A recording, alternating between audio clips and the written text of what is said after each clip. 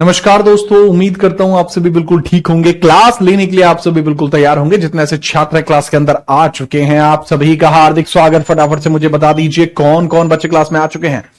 मैं देख पा रहा हूं अवंतिका मिश्रा, बबली, अदिति शाहू, खुशी, दीक्षा, अंकिता, सूरज, दीपक, शुभम, और ये क्या है जो है अदिति, ठीक है, पुष्पा, सीमा, आंचल, अंजलि, अभिषेक चौबे जी, ठीक है, निहारिका, जाट साहब, बहुत सारे बच्चे क्लास में आ चुके हैं। आप सभी का बहुत बहुत स्वागत है भाई। और बताओ क्या हाल है आपके। जय श्री कृष्णा भाई, जय श्री कृष्णा। कल हम किस टॉपिक पे थे और किस टॉपिक को स्टार्ट कर रहे थे, एक बार बता दीजिए। ये कंप्लीट थ्योरी बैच है। This is a complete theory batch जिसमें मैं एमसीक्यूज, कॉन्सेप्चुअल डाउट सेशन जैसी सभी बातों पर चर्चा करता हूं। ठीक है, तो अब क्या है, आज हम कंप्लीट थ्योरी के बारे में बात करते हैं। ठीक है ठीक है, अब किस टॉपिक पे हम चल रहे थे उस टॉपिक से हम आगे बढ़ेंगे। जिस टॉपिक पे हम चल रहे थे उस टॉपिक से आगे बढ़ेंगे फटाफट से। चलिए भाई, देखते हैं पूरा मैटर क्या है, किस प्रकार से चीजें आपको देखने को मिल रही हैं। देखो भाई, इसके अंदर जो चीजें हैं वो हम यहां तक आ चुके थे कि किस देश से क्या लिया गया है, ये हम देख रहे थे। विदेशी स्रोत पढ़ रहे थे, ब्रिटेन, अमेरिका और कनाडा, और 1935 का अधिनियम हो चुका था। इसके आगे हमें देखना था कि किस देश से क्या लिया गया है, यही पढ़ रहे थे। हाँ जी, कौन कौन से देश हो चुके हैं एक बार आप बताएंगे कि सर इन इन देशों के बारे में पढ़ चुके थे, बाकी देश बचे हुए हैं। संविधान के प्रावधान, हाँ बेटा प्रावधान ही पढ़ रहे हैं, विदेशों से लिए के प्रावधान पढ़ रहे हैं। कनाडा तक हो गया था। अरे मुझे ऐसे नहीं पता होता, मतलब मैं ऑर्डर एक सेम नहीं रहता, अलग अलग ऑर्डर रहते हैं। आप मुझे बताइए कौन कौन से हो चुके हैं। ठीक है, थैंक यू तनु हाँ, आप मुझे बताइए कौन कौन से देश हो चुके हैं। क्वेश्चन, अरे यार क्वेश्चन की स्लाइड तो मैं आज मैं क्वेश्चंस की स्लाइड ना मैं आज अपने खास ग्रुप में डाल दूंगा 100%। हाँ मुस्कान कनौजिया, कैसे हैं आप? ठीक है, चलिए। मैंने ऐसी पॉलिटी कहीं नहीं पढ़ी। अरे देखो, पॉलिटी आएगी जाएगी, परंतु मेरी पॉलिटी की क्लास हमेशा खास बनी रहेगी, ये आज आप लिख लेना। अच्छा, ब्रिटेन, यूएसए, कनाडा हो चुका है। ठीक है, अगली हेडिंग डालो। ऐसा करो, अगली हेडिंग डालो ऑस्ट्रेलिया। अगली हेडिंग डालो ऑस्ट्रेलिया। ऑस्ट्रेलिया से क्या कुछ प्रावधान लिए गए हैं। ऑस्ट्रेलिया,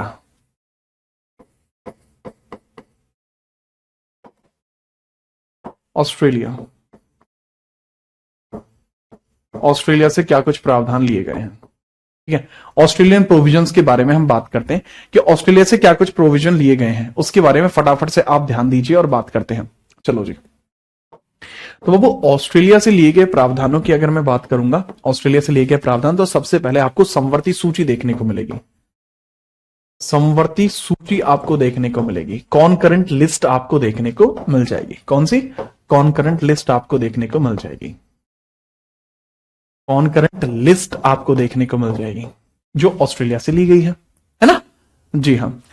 इसके बाद नेक्स्ट आपको देखेंगे, समवर्ती सूची के बाद नेक्स्ट पॉइंट है बच्चे, ज्वाइंट सेशन, संयुक्त बैठक। संयुक्त बैठक आपको देखने को मिल जाएगी जिसको हम बोलते हैं ज्वाइंट सेशन, जिसको हम बोलते हैं ज्वाइंट सेशन, ज्वाइंट सेशन। ठीक है, ज्वाइंट सेशन।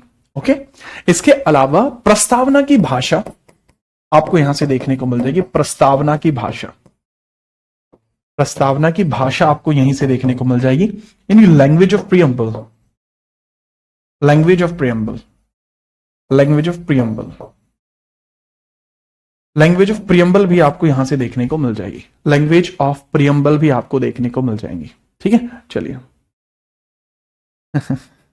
ठीक है, अब इसमें समझिए समवर्ती सूची का मतलब क्या होता है। देखो, अनुसूची 7 के अंदर इसका उल्लेख है। कहां पे इसका उल्लेख है? अनुसूची 7 में। अनुसूची 7 में इसका उल्लेख है। 7 में इसका क्या है बाबू? उल्लेख है। और ये होता है एक, इसमें कुछ ऐसे विषय होते हैं, ऐसे विषय जिनके ऊपर कानून बनाने की जो शक्ति होती है, दक्षता होती है, वो राज्य व केंद्र दोनों के पास होती है। केंद्र व राज्य जो है दोनों इसके ऊपर कानून बना सकते हैं। एक बच्चा कह रहा है सर केंद्र व राज्यों के मध्य शक्ति का विभाजन, बेटा वो कनाडा से लिया गया प्रतिमा, that is taken from Canada. तो कॉन्करेंट लिस्ट, इसमें पहले कितने विषय थे बाबू? इसमें पहले 47 विषय थे, 47 विषय थे। अब 52 है, अब 52 है।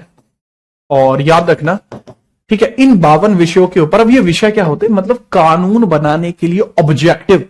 तो वो कानून बनाने के लिए जो ऑब्जेक्टिव होते हैं ना, वो पहले 47 थे, अब 52 है संख्यात्मक, 1 2 3 4। इसको एंट्री बोलते हैं, इसको बोलते हैं 47 विषय, इसको बोलेंगे। कितनी एंट्रीज है, टोटल एंट्री कितनी हो चुकी है, टोटल एंट्री कितनी है, अब टोटल एंट्री कितनी है वर्तमान में, एंट्री बोलते हैं इसको। तो बाबू टोटल एंट्री जो वर्तमान में आपको देखने को मिलती है वो है 52। कितनी एंट्री है बाबू वर्तमान में, 52 है। ठीक है, क्लास में रसना भी आया है, क्या नाम है, रसना आया है। नाम मजबूत है भाई आपका, खैर छोड़ो। आप इसमें देखिए, इसके ऊपर कानून बनाने की क्षमता, कानून केंद्र व राज्य दोनों बना सकते हैं।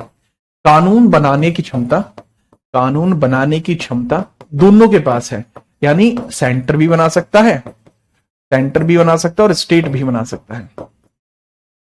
सेंटर स्टेट दोनों ही इस पर कानून बना सकते हैं। ठीक है जी हाँ, ठीक है चलिए।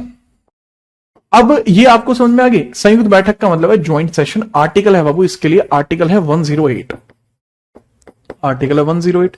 अब ये क्या होता है, लोकसभा और राज्यसभा जब एक साथ बैठती हैं, ठीक, जब एक साथ बैठती हैं तो वो आपको यहां देखने को मिल जाती हैं। लोकसभा और राज्यसभा एक साथ बैठती हैं, वो यहां आपको देखने को मिल जाती हैं।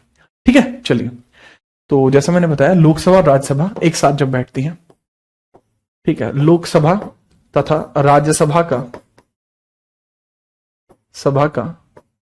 साथ बैठना, लोकसभा तो राज्यसभा का साथ बैठना, यानी वो मर्ज तौर पर बैठती हैं, तो वो आपको यहां देखने को मिल जाएंगी। ठीक है चलिए आगे बढ़िए। प्रस्तावना की भाषा, लैंग्वेज ऑफ प्रेम्बल। देखो लैंग्वेज ऑफ प्रेम्बल जो होती है ना, लैंग्वेज ऑफ प्रेम्बल जो होती है काफी खास होती है, क्योंकि कुछ ऐसी जगह होती हैं जहां प्रेम्बल की जो भाषा है वो हिंदी से परिवर्तित की गई है, संस्कृत डाली गई है या पर्शियन डाली गई है। उसके पीछे का रीजन, जहां मुश्किल भाषा थी उसको यहां शामिल कर दिया। अच्छा, प्रस्तावना का भाव अमेरिका से, भाषा ऑस्ट्रेलिया से।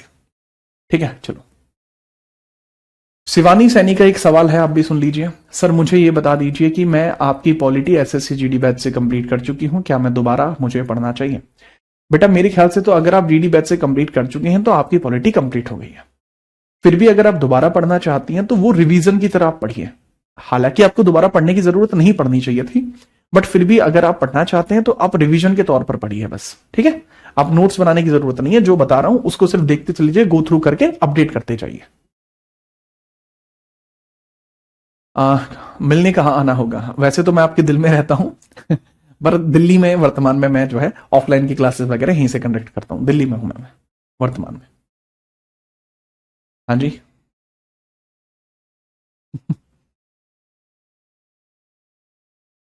ठीक है, ये क्लियर हुआ? तो बच्चों ये प्रोविजंस लिए गए। सेकंड आप इसी में लिख लीजिए जर्मनी, जर्मनी भी यहीं लिख लीजिए, जर्मनी, जर्मनी लिखिए, जर्मनी। जर्मनी से सबसे पहला जो भाव लिया गया है जर्मनी से, वो समझिए। सर खास ग्रुप का नाम क्या है? बेटा खास ग्रुप ही नाम है, अब है जर्मनी का, समझिए। बताइए सर, ये जर्मनी का जो है नाम बताओ फटाफट से, क्या लिया गया है? पहला लिया गया है आपातकालीन प्रावधान। ठीक है, आपातकालीन प्रावधान, आपातकालीन प्रावधान, आपातकालीन प्रावधान। इसका मतलब है इमरजेंसी प्रोविजन, इसका मतलब है emergency provision, provision, emergency provision, आपातकालीन प्रावधान। ठीक है चलिए, इसका मतलब है आपातकाल होने पर क्या होगा, अगर आपातकाल लग गया तो क्या होगा। अच्छा, ये जो प्रावधान है इनका, आपातकालीन प्रावधान है इनका, वो भी हर एक तरीके से, अरे फिर से वही वाला है, अच्छा तो आपातकालीन प्रावधान भी जो है ना इनके बड़े सर्टेन लिए गए हैं। जैसे आर्टिकल 358, आर्टिकल 359, ये इसमें से लिए गए हैं। जैसे आर्टिकल सबसे पहले 352, आर्टिकल 356 इसमें लिए गए हैं। ठीक है, क्योंकि इसमें लिया गया है आपका राष्ट्रीय आपात और राष्ट्रपति शासन, लिया गया है राष्ट्रीय आपात, राष्ट्रीय आपात और राष्ट्रपति शासन, और राष्ट्रपति शासन, राष्ट्रपति शासन, ये दोनों चीजें बाबू यहां से ली गई हैं, राष्ट्रीय आपात और राष्ट्रपति शासन। क्लियर? जी हाँ, हाँ जी, ठीक है चलिए। सूरज बेटा मान जा। इसके अलावा आपातकाल में आपातकाल में मौलिक अधिकारों में संकुचन, मौलिक अधिकारों में कमी, मौलिक अधिकारों में कमी होना। तो मौलिक अधिकार में कमी होना जो है वो भी आपको यहीं से देखने को मिलता है। यानी जो इमरजेंसी होती है, इमरजेंसी के अंदर आपके फंडामेंटल राइट जो है स्ट्राइक ऑफ हो जाते हैं। ठीक है, स्ट्राइक ऑफ हो जाते हैं। जैसा मैंने बताया कि reduction in fundamental right while emergency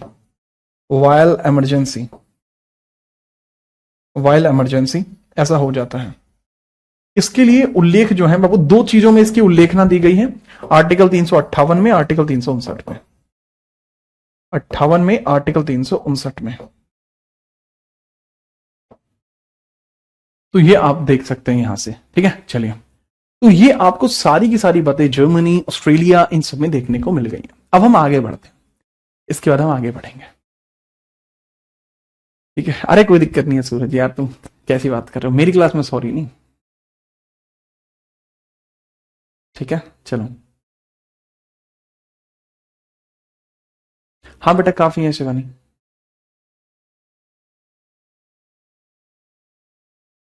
चलो, प्रियम्बल की लैंग्वेज क्या है बेटा? प्रियम्बल की लैंग्वेज जहां पर कठिन है वहां अन्य भाषा के शब्दों का प्रयोग किया गया है।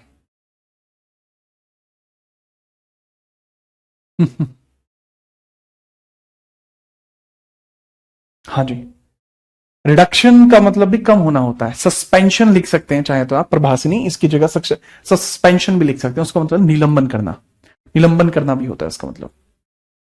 ठीक है, ओके ओके ओके गौचा। नेक्स्ट आगे देखो। अब आगे अगले देश देखते हैं, अब हम अगले देश देखते हैं अब हम।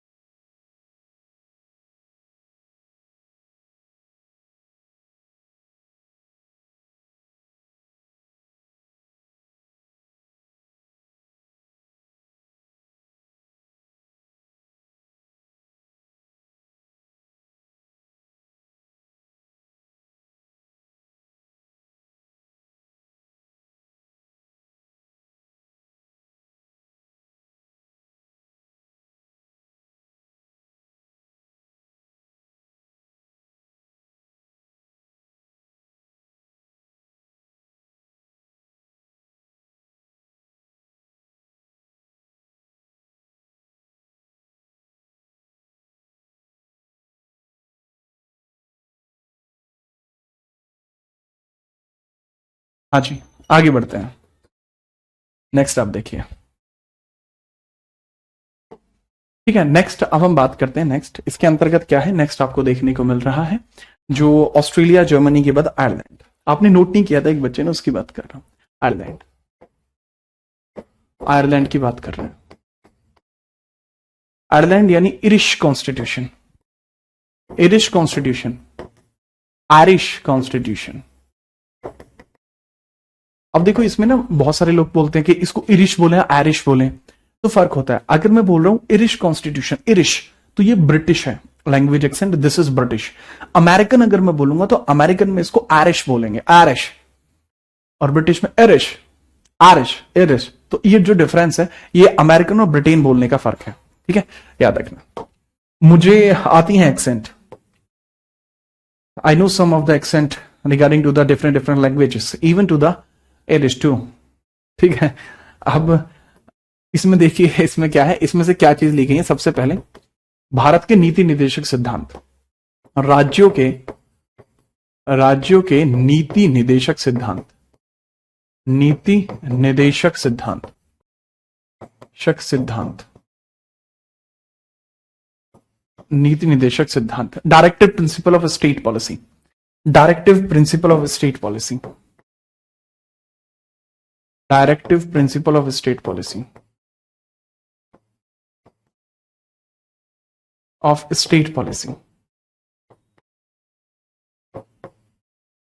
Directive principle of state policy आपको देखने को मिलता है ना, याद रखना। हाँ, इसका मतलब क्या है, राज्य के नीति निर्देशक सिद्धांत। एक राज्य को कल्याणकारी कैसे बनाना है उसको अपन पढ़ेंगे, ठीक है। ये संविधान के भाग 4 में है, संविधान के भाग 4 में है। कहां पर है, संविधान के भाग 4 में। जो संविधान है ना अपना, तो संविधान के भाग 4 में है, संविधान भाग 4 में देखने को मिलता है। और आर्टिकल है इसमें 36 से 51। And the articles here they are 36 to 51। ठीक है। दूसरा इसके अंदर हमने क्या लिया है, राष्ट्रपति की निर्वाचन पद्धति। राष्ट्रपति की निर्वाचन पद्धति, राष्ट्रपति का इलेक्शन प्रोसीजर कैसा है, राष्ट्रपति की निर्वाचन पद्धति, निर्वाचन पद्धति, निर्वाचन पद्धति, राष्ट्रपति की निर्वाचन पद्धति का मतलब क्या है, निर्वाचन पद्धति का मतलब क्या है बताएंगे जरा। निर्वाचन पद्धति का इसका मतलब है इलेक्टोरल पॉलिसी या इलेक्टोरल प्रोविजन, ये होता है, ठीक है। तो इसको बोलते हैं election procedure of president, election procedure of president, ये भी यहीं पर है। अब जो राष्ट्रपति का इलेक्शन होगा, ये बात हमें आर्टिकल 54 और 55 में बताई गई है। दो क्लॉजेज में होती है, आर्टिकल 54 एंड आर्टिकल 55। आर्टिकल 54 और आर्टिकल 55 हमने जो लिया है वो आर्टिकल 55 है जो लिया है, ठीक है, याद रखिएगा। इसके अलावा राज्यसभा में 12 सदस्यों का मनोनयन और राष्ट्रपति द्वारा और राज्यसभा में 12 सदस्यों का मनोनयन, 12 सदस्यों का मनोनयन,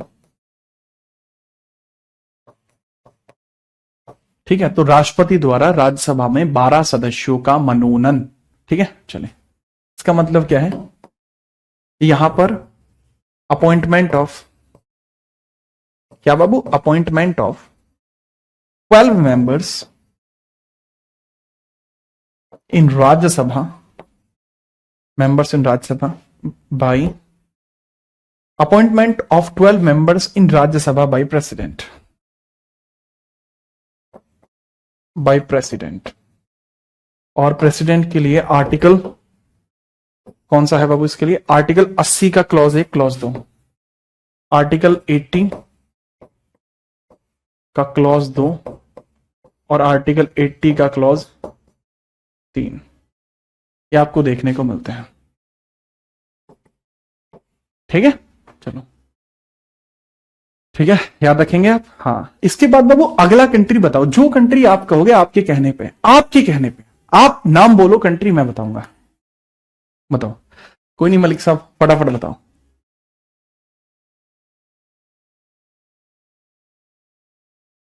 किसी बुक की जरूरत नहीं है बेटा आपको, जब तक मैं आपको यहां पे हूं, आपको बुक की आवश्यकता नहीं है बाबू।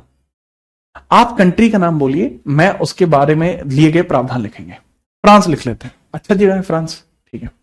तो फ्रांस डालिए, heading put the heading that is named as France, France आप हेडिंग डाल लीजिए, फ्रांस की हेडिंग आप डाल लीजिए, ठीक है। चलो, हाँ, फ्रांस से लिया गया है। देखो, रिपब्लिक की अवधारणा, भारत देश के रिपब्लिक होने की अवधारणा, भारत देश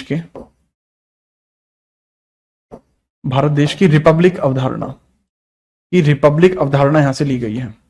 कौन सी अवधारणा ली गई है भाई, रिपब्लिक अवधारणा ली गई है, रिपब्लिक अवधारणा, रिपब्लिक की अवधारणा, पब्लिक अवधारणा, यानी कॉन्सेप्ट यहां से लिया गया है रिपब्लिक होने का, कॉन्सेप्ट यहां से लिया गया है, रिपब्लिक कॉन्सेप्ट यहां से लिया गया है, रिपब्लिक का कॉन्सेप्ट यहां से लिया गया है, ठीक है। चलिए, इसके बाद नेक्स्ट, अच्छा, रिपब्लिक होने का वैसे मतलब क्या होता है, मतलब कोई भी ऐसा देश, कोई भी ऐसा क्षेत्र जहां पर वंशानुगत शासन ना हो, मतलब राजा का बेटा ही राजा ना बनता चला जाए, यह होता है, ठीक है। दूसरा इसके अंदर लिया गया है स्वतंत्रता व समानता व बंधुत्व की भावना, व समानता व बंधुत्व की भावना, बंधुत्व की भावना, बंधुत्व भावना, इसका मतलब क्या है बाबू, किस तरीके की बात की गई है? ठीक है, independence, equality and fraternity. Independence, independence, equality and fraternity, fraternity, fraternity thoughts.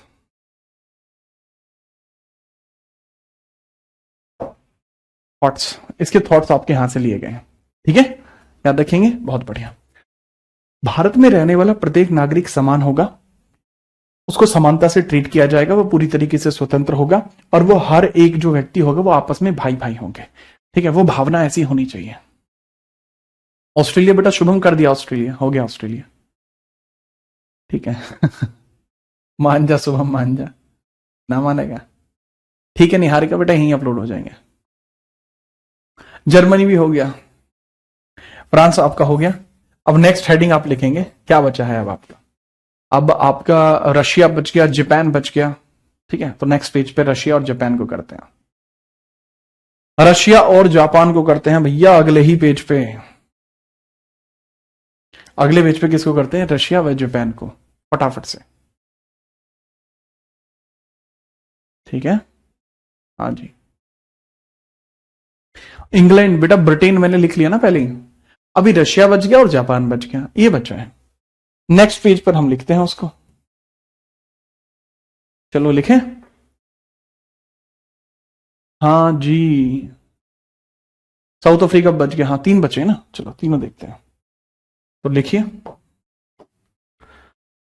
Russia यानी यूएसएसआर, इसको बोलते हैं सोवियत संघ। सोवियत संघ, सोवियत संघ, सोवियत संघ जो है मेरे बच्चे, वर्तमान में यही रशिया है, वर्तमान में यही है जो रूस है, वर्तमान रूस आपको देखने को मिलता है।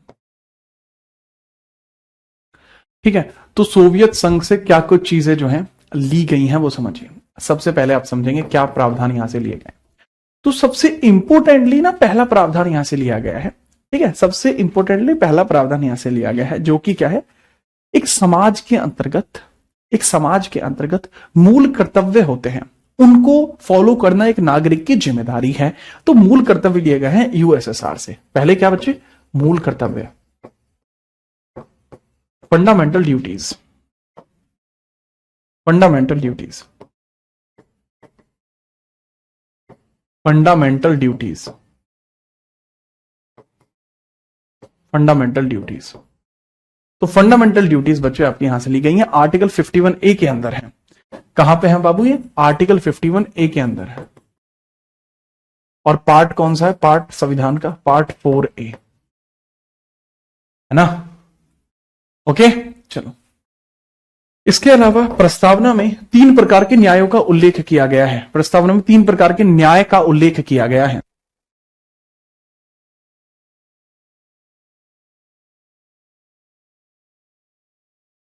प्रस्तावना में 3 प्रकार के न्याय का उल्लेख है। प्रस्तावना में 3 प्रकार के न्याय हैं। प्रस्तावना में 3 प्रकार के न्याय का उल्लेख, 3 प्रकार के न्यायों का उल्लेख, न्याय का उल्लेख, उल्लेख। प्रस्तावना में 3 प्रकार के न्याय का उल्लेख बाबू किया गया है। 3 प्रकार का न्याय, ठीक है। These are ideals of justice, इनको बोला जाता है ideals of justice, ideals of justice. अब ये जो आइडियल्स ऑफ जस्टिस है ना बाबू, कि आइडियल्स ऑफ जस्टिस कैसा है, बड़ी बात ये है। ठीक है, चलिए अब बात क्या होती है कि कौन कौन से सामाजिक, आर्थिक व राजनीतिक। तो सामाजिक, आर्थिक और राजनीतिक न्याय, और राजनीतिक न्याय, तो तीनों ही यहां बताए गए हैं। ठीक है, यानी सोशलिस्ट, ठीक है, economic and political justice, justice. तो इन तीनों का ही उल्लेख बाबू यहां पर किया गया है। ठीक है, चलो जी। क्लियर है मैटर? हाँ जी। ओके चलो, इसके बाद है बाबू जापान। जापान में निंजा हथौड़ी के बाद अगर कोई चीज फेमस है तो वो क्या है? शिनचैन। ठीक लेकिन उसके अलावा उसमें और भी कुछ चीजें होती हैं, जैसे जापान से हमने लिया गया विधि द्वारा स्थापित प्रक्रियाएं। विधि द्वारा स्थापित प्रक्रियाएं, विधि द्वारा स्थापित प्रक्रियाएं, प्रक्रियाएं, इसका मतलब procedure establish by law. Procedure establish by law, establish by law, establish by law. Procedure establish by law आपको देखने को मिलता है, ठीक है, याद रखना। अच्छा डोरीमोन भी है, ओके ओके ठीक है, विधि द्वारा स्थापित प्रक्रिया, ठीक है चलिए। तो ये भी बहुत जरूरी है भाई।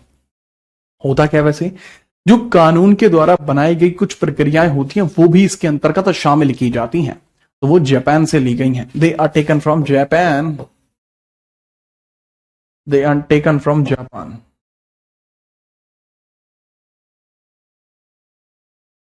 दे आर टेकन फ्रॉम जापान, ठीक है। नेक्स्ट आगे बढ़िए, ठीक है। नेक्स्ट है बाबू, लास्ट बचा आपका क्या? South Africa. South Africa, south Africa की बात करते हैं। किसकी बात करते हैं? वो साउथ अफ्रीका की बात करते हैं, ठीक है चलिए। दक्षिण अफ्रीका, तो दक्षिण अफ्रीका से लिए गए प्रावधानों में सबसे पहले आप समझते हैं, दक्षिण अफ्रीका से लिए गए प्रावधानों में सबसे पहले हम समझते हैं कि क्या प्रावधान लिया है, ठीक है।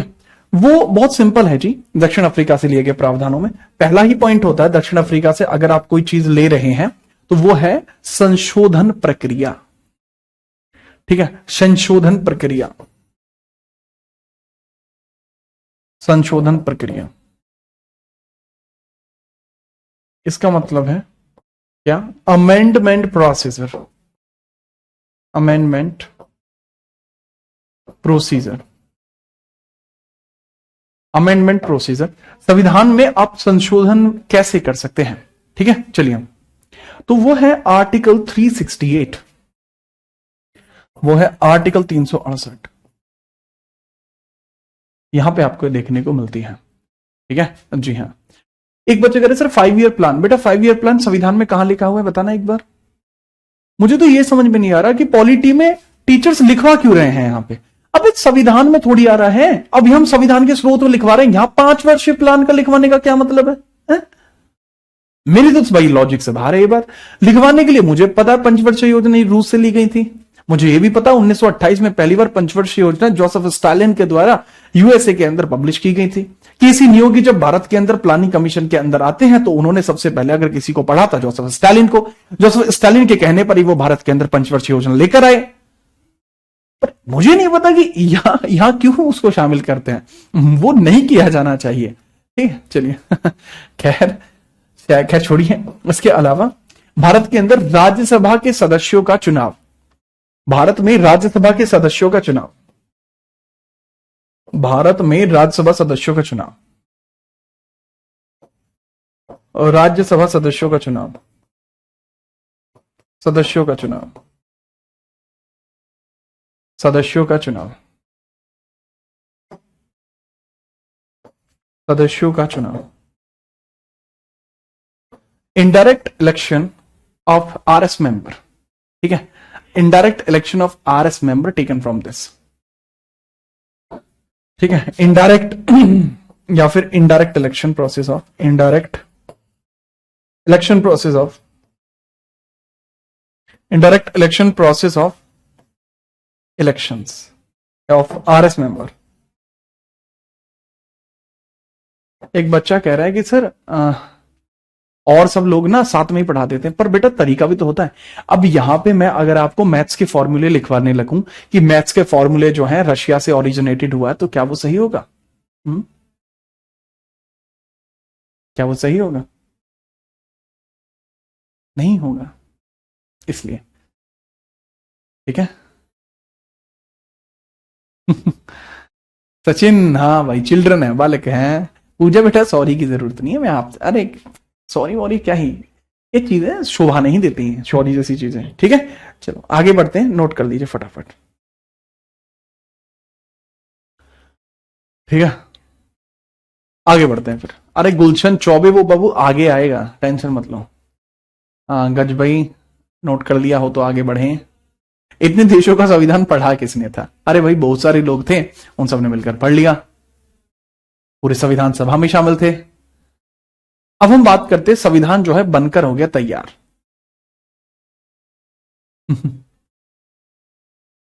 Note note note.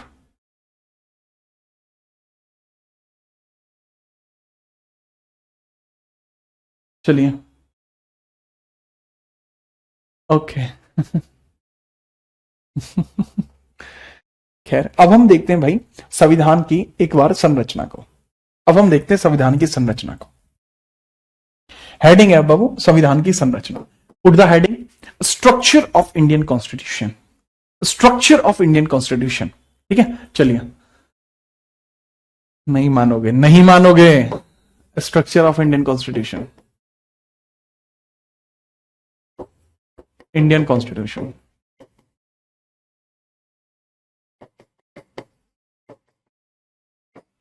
Structure of Indian constitution यानी भारत के संविधान के बारे में यहां पर चर्चाएं की जाएंगी। तो लिखिए लिखिए फटाफट से। ठीक है, फटाफट आप लिखेंगे इसमें।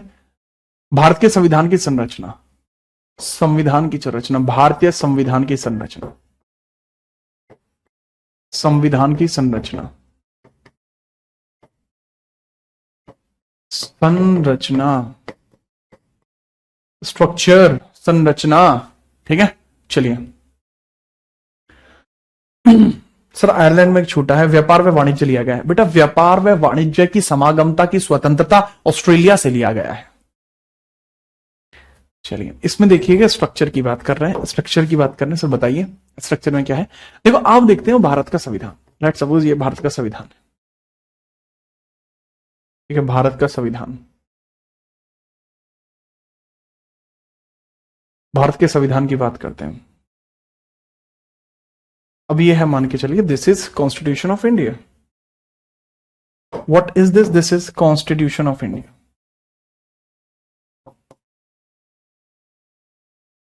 ऑफ इंडिया यानी भारतीय संविधान।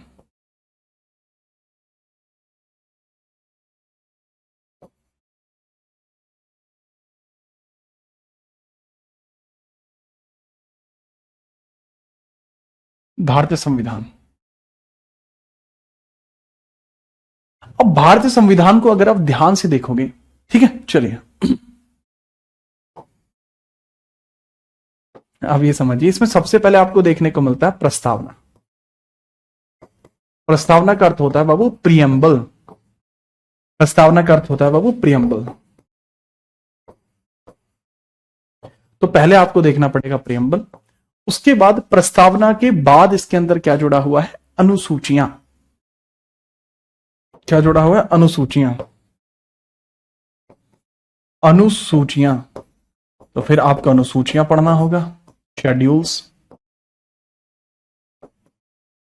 फिर आपका जुड़ा हुआ है क्या भला? संविधान के अंदर अनुच्छेद यानी आर्टिकल्स, या पहले तो भाग हैं, भागों में अनुच्छेद है, भाग यानी पार्ट्स, और हर एक पार्ट से संबंधित है आर्टिकल्स यानी अनुच्छेद। यानी आर्टिकल्स,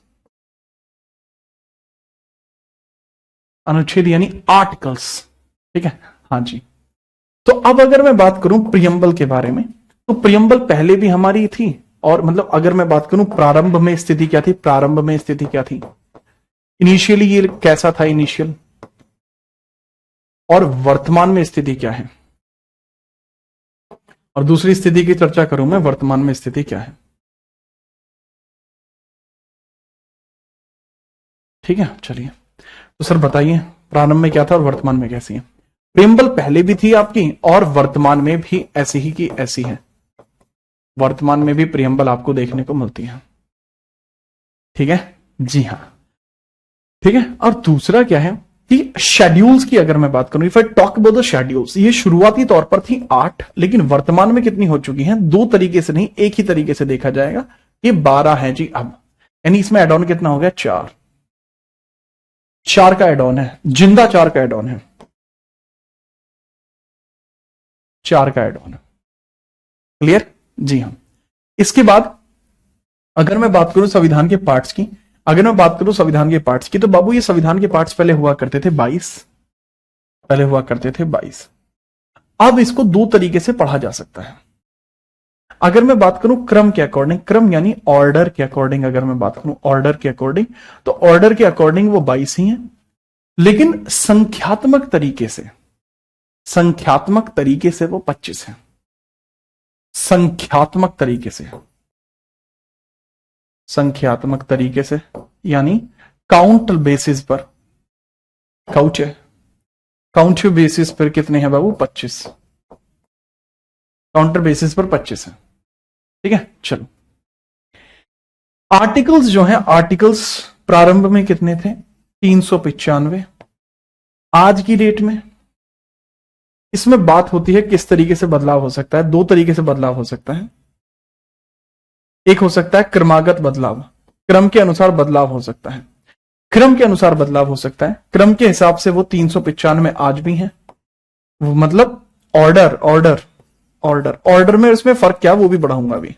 काउंट, काउंट यानी संख्या, संख्यात्मक देखोगे तो वो कितना है बाबू? लगभग 468 प्लस। ये बढ़ते घटते रहते हैं, आप समझ पाए? जी हाँ। तो ये इस भांति कार्य करता है। ठीक है, तो ये है भारत का संविधान और उसका डिजाइन इस प्रकार से। अब बताइए आपको ये चीज समझ में आई या नहीं आई? अगर आपको ये बात समझ में आ चुकी है तो फटाफट से बताइए। ऐसे भी डिजाइन जो है हमारे संविधान पे बना हुआ है ऐसे।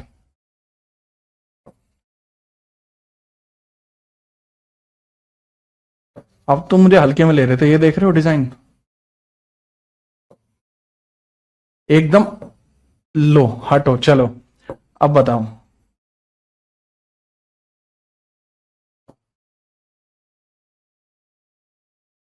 ठीक है, कैसा लगा? हाँ, ठीक है। ठीक है, चलिए अब मुझे बताइए। अरे शुभम, वाह भाई, आपने तो सिस्टम ही हैंग कर रखा है, हैं? डिजाइन। तो याद रखिए, अब हम बात करते हैं इन सब के बारे में ही। आखिरकार क्रमागत तरीका क्या होता है और संख्यात्मक तरीका क्या होता है? क्रमागत का मतलब है, मैं आपसे कहूं 23वां कौन सा है? 23वां भाग कौन सा? तो 23वां भाग कोई सा नहीं है, 22 भाग है। कहने की बात यह है कि संख्यात्मक तरीके से अगर बढ़े हैं तो बदलाव हुआ है, तो उपभाग जोड़े गए हैं। संविधान में नया भाग नहीं जोड़ा जा सकता, केवल उपभाग जोड़े जा सकते हैं। क्या जोड़े जा सकते हैं? उपभाग जोड़े जा सकते हैं, नया भाग नहीं जोड़ा जा सकता। ठीक है, नया भाग नहीं जोड़ सकते आप संविधान में, केवल पुराने भाग में बदलाव कर सकते हैं। मतलब अगर मैं आपसे कहूं कि 22 के बाद 22वां भाग तो है, 22वां भाग तो है, 22वां यानी 22nd भाग तो है, लेकिन 23rd भाग नहीं है। 23rd भाग जो है बाबू वो नहीं है। 23rd जो भाग है वो नहीं है, 23वां भाग नहीं है। क्यों? क्योंकि मैंने बताया क्रमागत तरीके से नहीं है। ठीक है, चलो बात आई समझ में? हाँ बिल्कुल। तो मैंने क्या बताया कि बाबू 22वां तो हो जाएगा, लेकिन 23वां नहीं होगा, क्योंकि वां नहीं है, लेकिन उपभाग जोड़े गए हैं, तो इस वजह से वो ऐड होता चला जाता है, उपभागों की वजह से। अब अगर आपको ये बात समझ, मतलब ऐसा नहीं होता कि अलग भाग, इसमें चौथे का पहला जुड़ गया, 14वें का पहला जुड़ गया, 9वें का पहला जुड़ गया, 9वें का दूसरा जुड़ गया, ऐसे उपभाग जोड़ते हैं। जब समझ में आए तो बताना।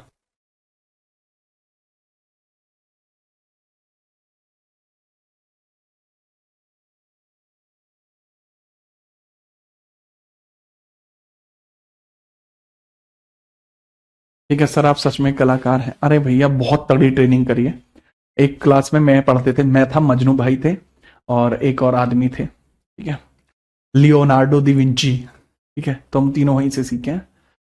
चीता आदमी है तीनों ही। मजनू भाई को तो जानते होंगे आप। मजनू भाई भी ऐसी पेंटिंग करते हैं। अब हम आगे बढ़ते हैं और इसको समझने की शुरुआत करते हैं प्रियम्बल से। हम प्रियम्बल को समझते हैं ताकि इसके बारे में एक अच्छी डिटेल्ड जानकारी आपको दे सके, ठीक है। प्रियम्बल के बारे में अब हम समझने के प्रयत्न करते हैं। क्या कहते हो, क्या हम प्रियम्बल को समझे? हाँ जी, ओके, चलो। अच्छा, वैसे वर्तमान में संविधान कहां रखा गया है ये समझिए। आपसे पूछा जा सकता है वर्तमान में संविधान कहां रखा गया है। वर्तमान में संविधान की हस्तलिखित कॉपी, संविधान की हस्तलिखित कॉपी, संविधान की हाथ से लिखी हुई, ठीक है, हैंड रिटेन, यानी हाथ से लिखी हुई यानी हैंड रिटेन, संविधान की हस्त लिखित प्रति, हस्तलिखित प्रति जो है वो दिल्ली में रखी गई है। कहां रखी गई है? दिल्ली में रखी गई है।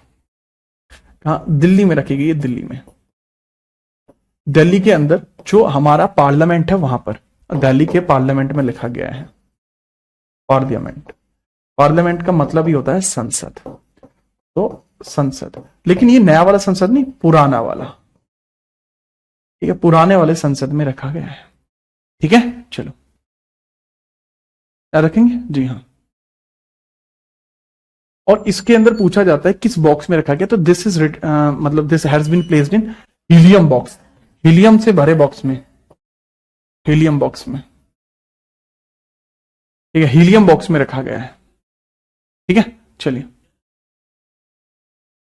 ठीक है, चलो, झांसी बहुत जल्दी आएंगे, ठीक है, चलो,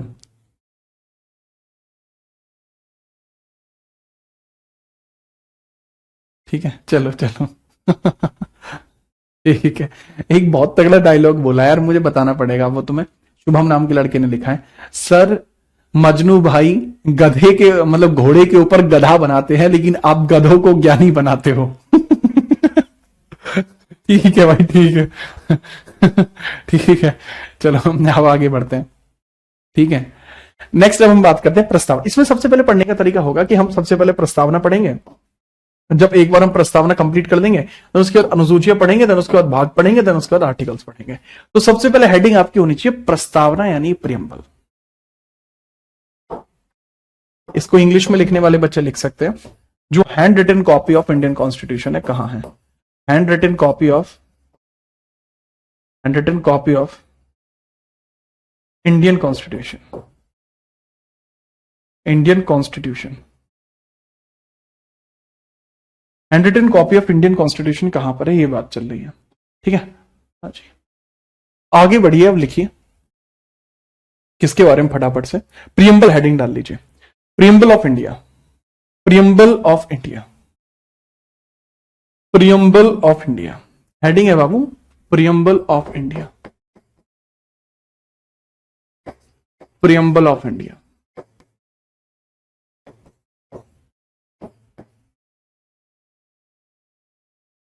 ठीक है, प्रियम्बल ऑफ इंडिया, ठीक है। चलो, तो प्रियम्बल ऑफ इंडिया की अगर मैं बात करता हूं भाई, प्रियम्बल ऑफ इंडिया है जी, इसकी अगर मैं बात करूं यानी संविधान की प्रस्तावना, आखिरकार ये है क्या? संविधान की प्रस्तावना आखिरकार है क्या? प्रस्तावना आखिरकार है क्या? तो संविधान की प्रस्तावना है संविधान को समझने की एक कुंजी, इस संविधान को समझने की एक कुंजी है। सर, संविधान में धाराएं नहीं, संविधान में धाराएं नहीं होती बच्चे, ठीक है। अब समझिए ये क्या है, संविधान को समझने की एक कुंजी है, संविधान को समझने की एक कुंजी।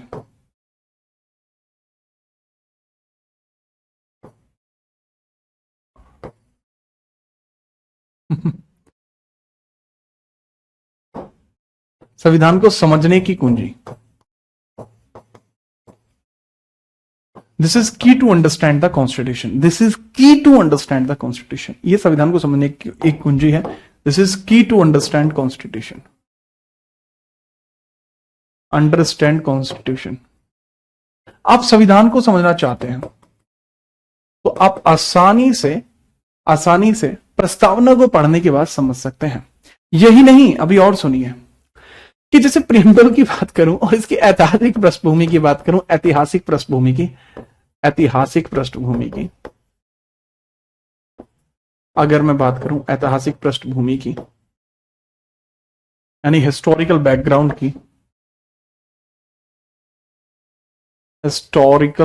की अगर मैं बात करूं, तो पहली बार प्रस्तावना जो है आई कहां से है? ठीक है, पहली बार प्रस्तावना आई कहां से है? इसको आमुख भी कहते हैं। हाँ, आमुख कह सकते हैं। आमुख का मतलब क्या होता है बेटा? प्रीफेस बोलते हैं आमुख यानी प्रीफेस इसको बोला जाता है। आमुख that means to say that is preface है। ठीक है, दैट इज प्रीफेस है। अब हिस्टोरिकल बैकग्राउंड की चर्चा थोड़ी सी करनी पड़ेगी अपन लोग को। किसकी चर्चा? हिस्टोरिकल बैकग्राउंड की चर्चा हम लोग को करनी पड़ेगी। ठीक है, अब जैसा मैंने बताया 13 दिसंबर 1946 संविधान सभा की तीसरी मीटिंग, संविधान सभा की तीसरी मीटिंग, सभा की थर्ड मीटिंग, संविधान सभा की थर्ड मीटिंग।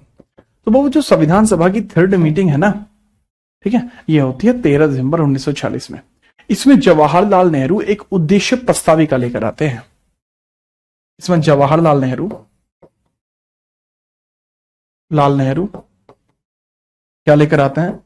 एक उद्देश्य प्रस्ताविका लेकर आते हैं। प्रस्ताविका लेकर आते हैं, यानी कहने की बात क्या है? वो ऑब्जेक्टिव रेजोल्यूशन लेकर आते हैं। ऑब्जेक्टिव रेजोल्यूशन लेकर आते हैं,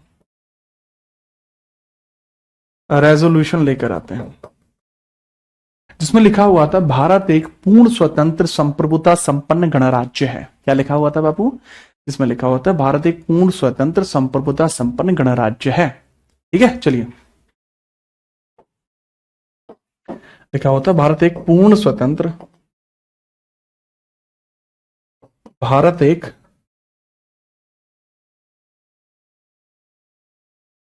पूर्ण स्वतंत्र संप्रभुता संपन्न गणराज्य है। प्रभुता संपन्न गणराज्य है, गणराज्य है।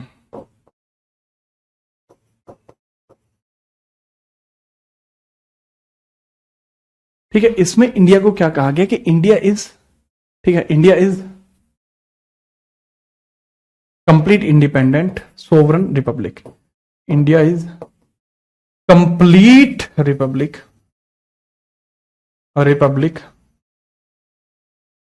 Sovereign, complete Republic sovereign, complete Republic and sovereign, complete independent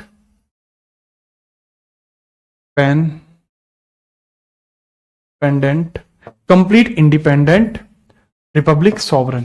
ये तीन टर्म इंडिया के लिए दिए गए थे। कौन कौन से? कंप्लीट इंडिपेंडेंट, ठीक है, रिपब्लिक एंड सॉवरन, ये तीन टर्म यहां पर दिए गए थे। क्लियर? जी हां। अब इसके अंतर्गत याद रखना, आगे चल के यही जो बात है, इसको 22 जनवरी में इसको स्वीकार किया गया। 22 जनवरी में इसको पारित किया गया। 22 जनवरी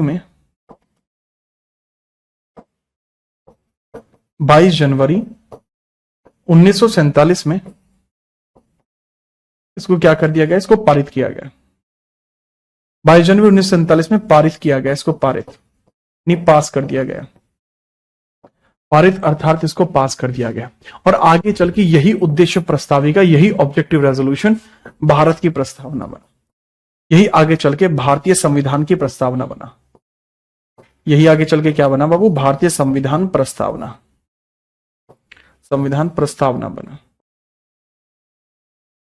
यही आगे चल के क्या बन जाता? प्रस्तावना बन जाता भारतीय संविधान की। मेरे ख्याल से आपको ये बात भी बेटा याद रहेगी। ठीक है, चलो, तो ये रहा यहां तक।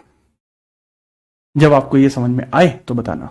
तो सेक्युलरिज्म इंडिया की शुरुआत में ही था। नहीं, सेक्युलरिज्म तो यार हमारे आजाद होने के 26 साल तक संविधान में था ही नहीं। सेक्युलरिज्म तो बाद में ऐड किया गया है। मतलब जब हम रिपब्लिक हुए 1950 में, तो उसके 26 साल तक भी भारत सेक्युलर नहीं था।